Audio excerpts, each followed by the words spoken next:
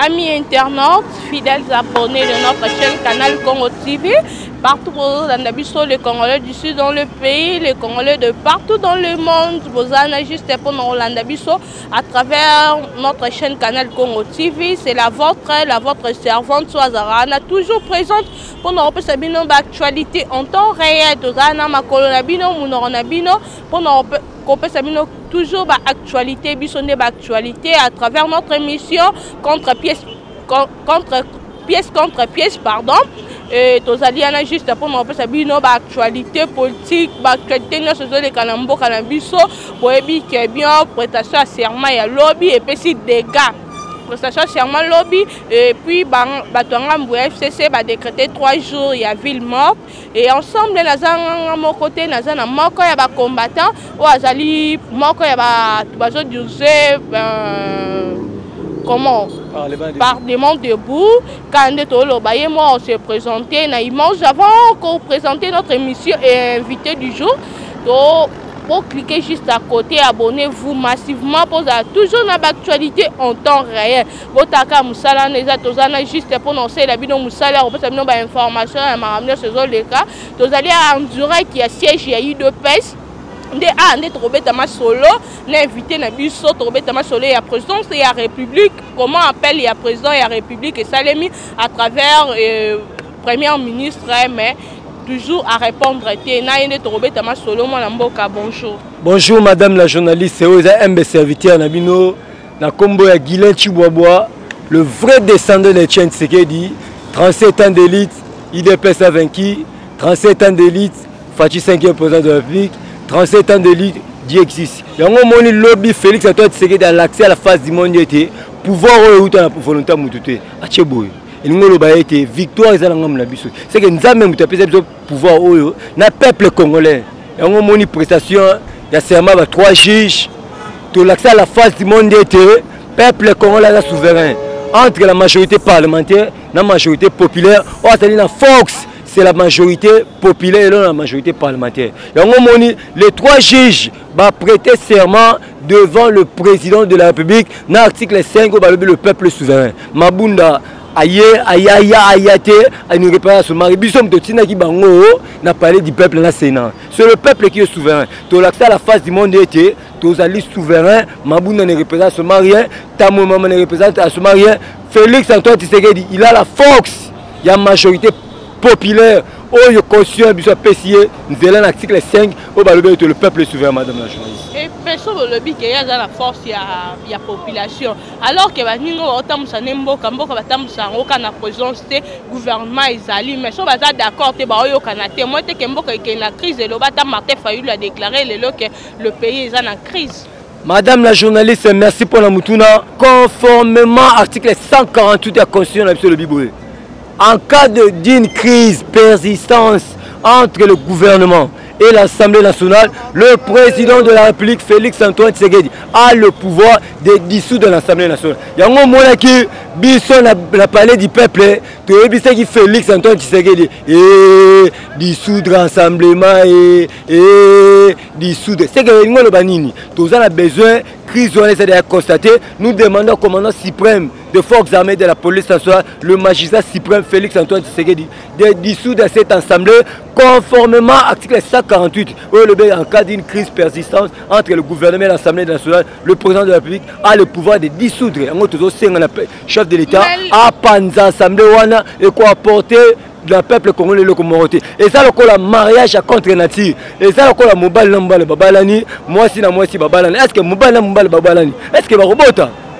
Je ne pense pas. Est-ce que moi si ceux qui babalani? Est-ce que va robota? Je ne pense pas. C'est pour te dire que mariage, il y a FCC cash, ton nini en côté, ton seigneur na tata mukonzeko les garants des bons fonctionnements des institutions à Panzela Bisso, Assemblée nationale, parce que vous apportez le peuple congolais et le communauté, madame la journaliste. Na balanino sur Canal Congo télévision.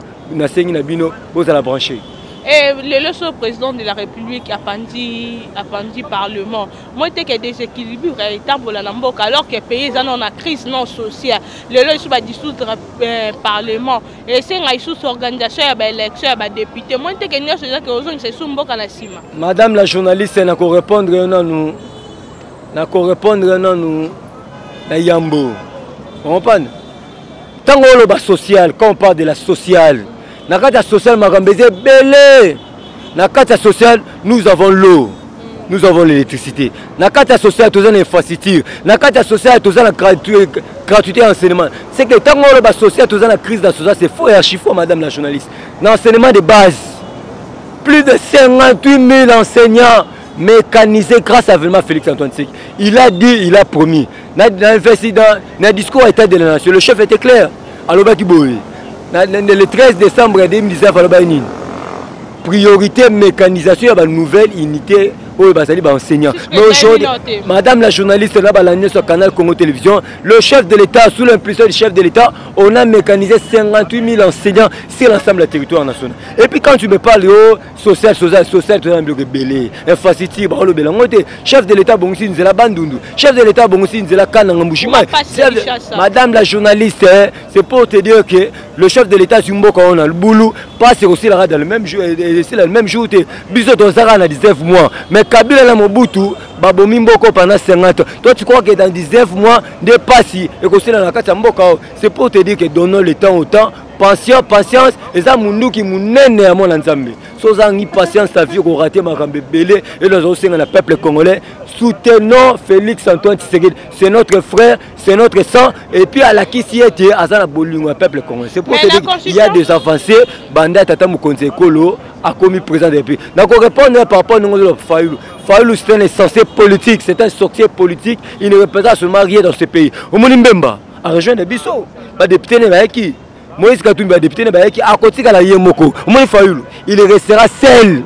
Et puis, il me connaissable, attends la monga foule baby Fayoulou. Attends la Kingasé la baby Fayoulou. C'est pour te dire qu'il ne représente seulement rien, c'est une goutte d'eau dans l'océan. C'est une goutte dans l'océan. Un candidat fabriqué à Genève pour IDPS exister sous mais comme Dieu est grand, Fayoulou, bientôt, à côté de là, il me connaissable dans la ville pauvre de Kinshasa.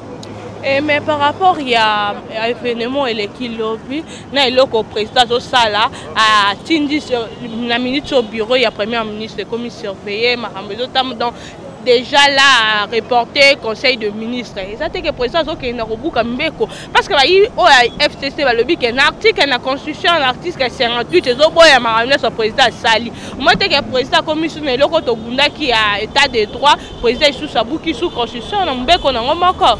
Madame la journaliste, c'est la base Hollanda qui est le procureur général, le procureur de la cour de la cassation, le procureur de la cour constitutionnelle, c'est l'intérim, Jean-Paul Moukolo Kokesha. Alors il était clair, alors le président de la République n'a pas violé la constitution, le juge prêteront serment devant le président de la République. Mouta, au moment pour ça l'intérim de la cour constitutionnelle, à salir le la magistrat parquet. Sauf qu'à Taligé, le chef de l'État a violé la constitution, il y a une instruction, chef de l'État. C'est pour te dire que le chef de l'État a violé jamais la constitution, il est à salir sentinelle. Il y a constitution et puis à la répondre à conseil des ministres. Le chef de l'État a poussé dans la date ultérieure. Soit il commence à la lundi, soit il commence à la mardi, mais on n'a pas fixé la date. Vous comprenez? Mais il faut interpeller le conseil conformément à la constitution. Le premier ministre est nommé par le président de la République. On est d'accord, le premier ministre est nommé dans la FCCT. Il est nommé par le président de la République. Mais la majorité en Assemblée nationale. Mais il est nommé par l'ordonnance présidentielle. Et puis, on appelle ça une subordination.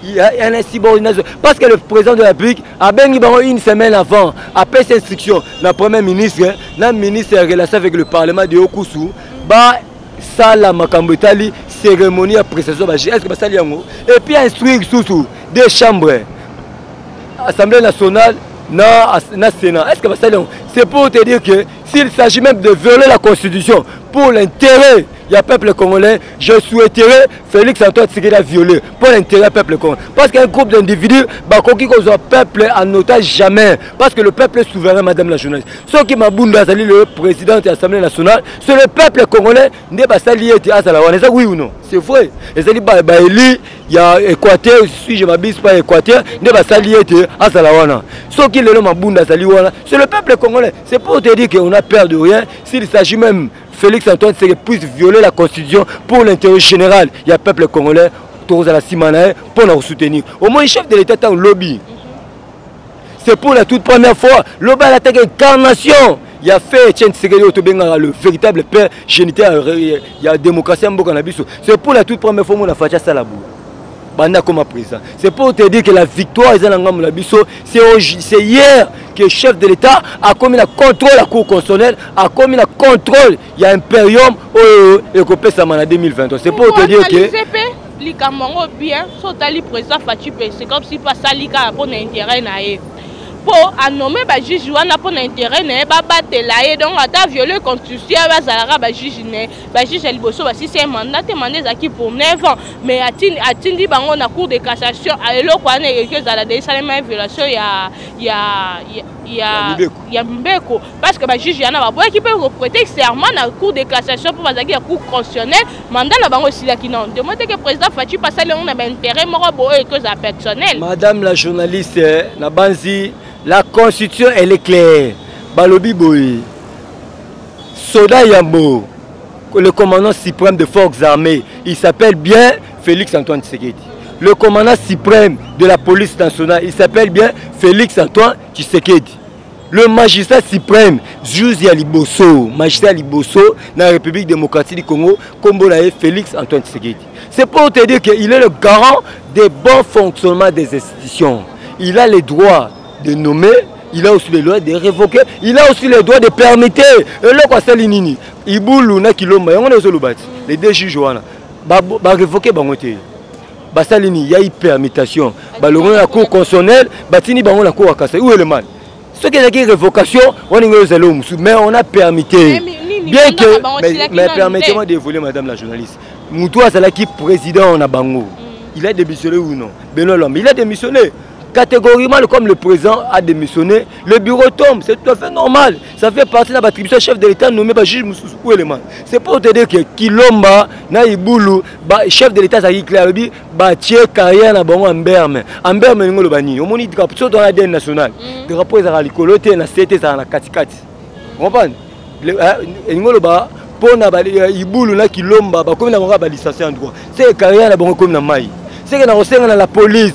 FARDC Mboka na biso soki bomoni Kilomba na Ibulu bokatela bango le sa côté bazali ba juge te batikala na boka ba licencié en droit. Est-ce qu'il y a un licencié en droit akoko ma juge akoko ma magistrat? C'est pour te dire que ne bazawana na bazala sous ba juge te batikala na boka ba licencié en droit diplôme na bango za sous na valeur te parce que le basali pour l'intérêt de l'individu et non il y a peuple congolais. On a titre ça Mbeko ils ont régir ba pouvoir na Mbeko comment que bache carrière na bango mbem parce que place va permettre bango toi tu crois que va remplacer batu soute. C'est pour te dire que comme na bango ba etika da pamba yango j'interpelle la conscience il y a la police nationale FARDC ceux qui bomoni na des juges wana Ibulu na Kilomba bokatela bango salite parce que bakomi ka bililingi ya pamba ba figurant kaka comprendre c'est que bazo représenter le côté bache carrière na bango amberme.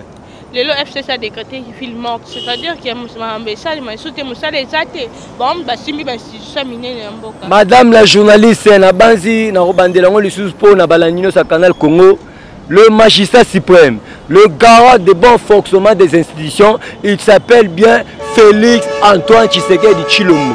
On parle. Nous avons 4 institutions. Nous avons l'institution président de la République, nous avons l'institution primature, nous avons l'institution parlement et puis nous avons l'institution cours et tribunaux. Parmi les 4 institutions, l'institution Yambo.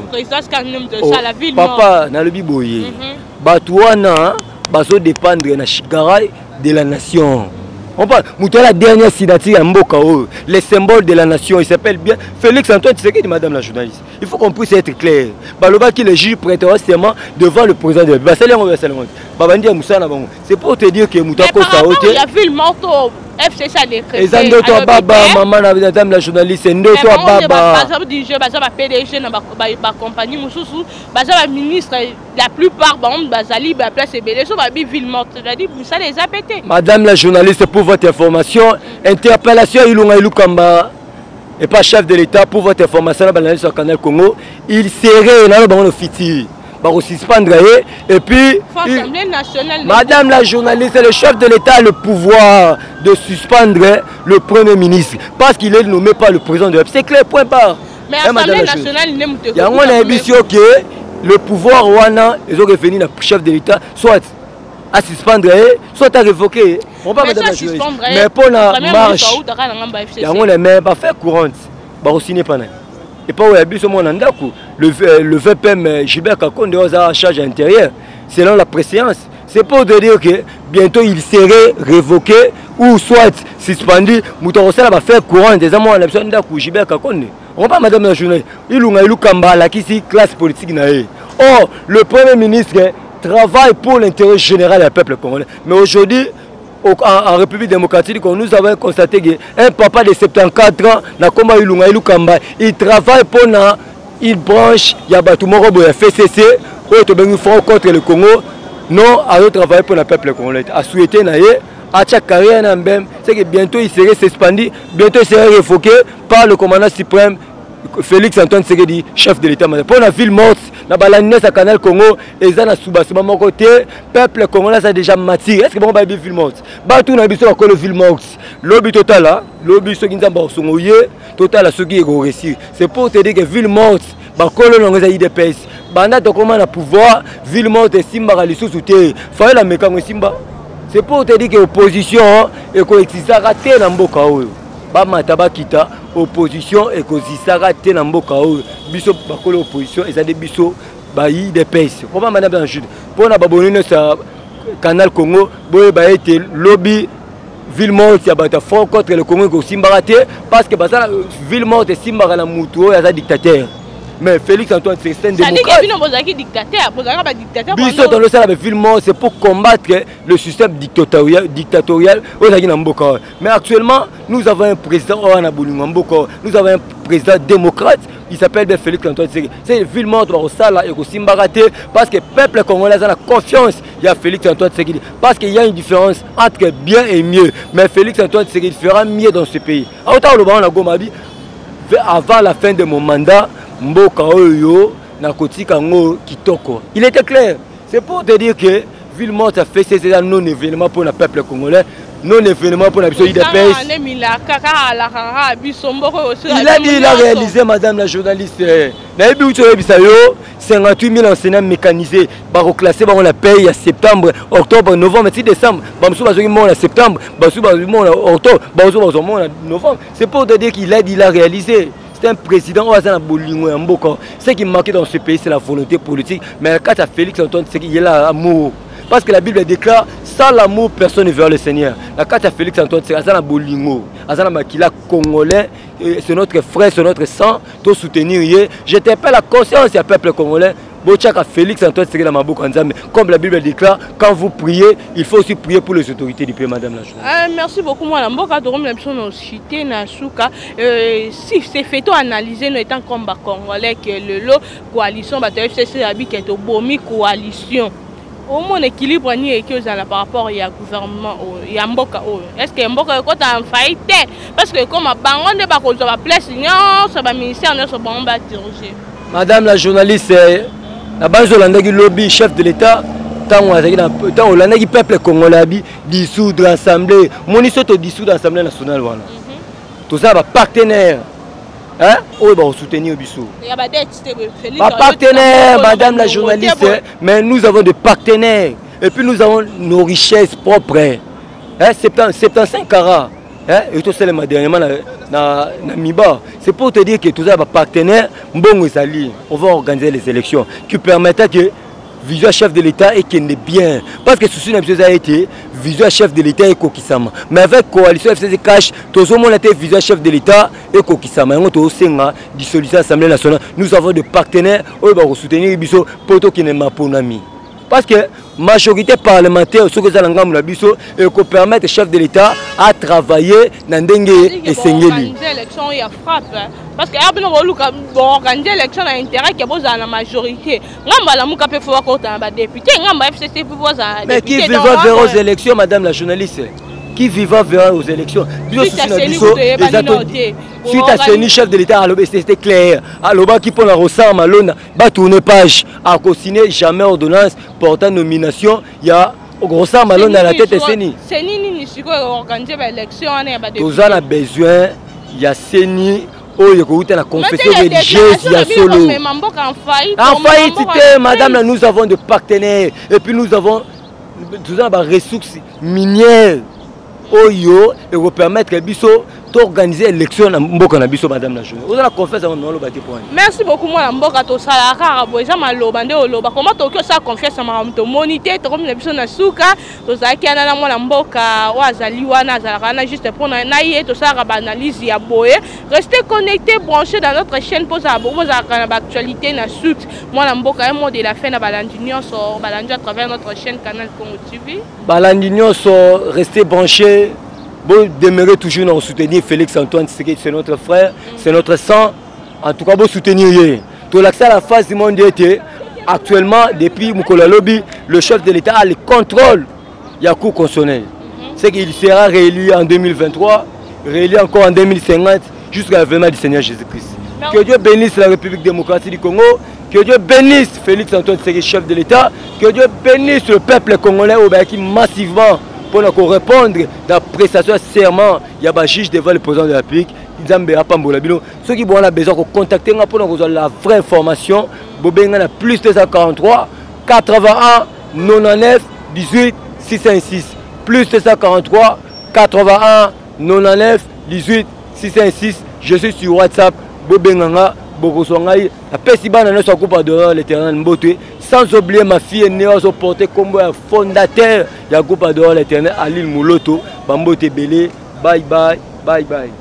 Et merci beaucoup à Balamboka, merci beaucoup à Mboka, merci à Congolais partout dans le monde, les Congolais d'ici dans le pays, les Congolais de partout dans le monde et nos fidèles abonnés de notre chaîne Canal Congo TV. Restez branchés, connectés, scotchés dans notre chaîne Canal Congo TV à travers notre émission pièce contre pièce à l'actualité dans Nakacha Soux.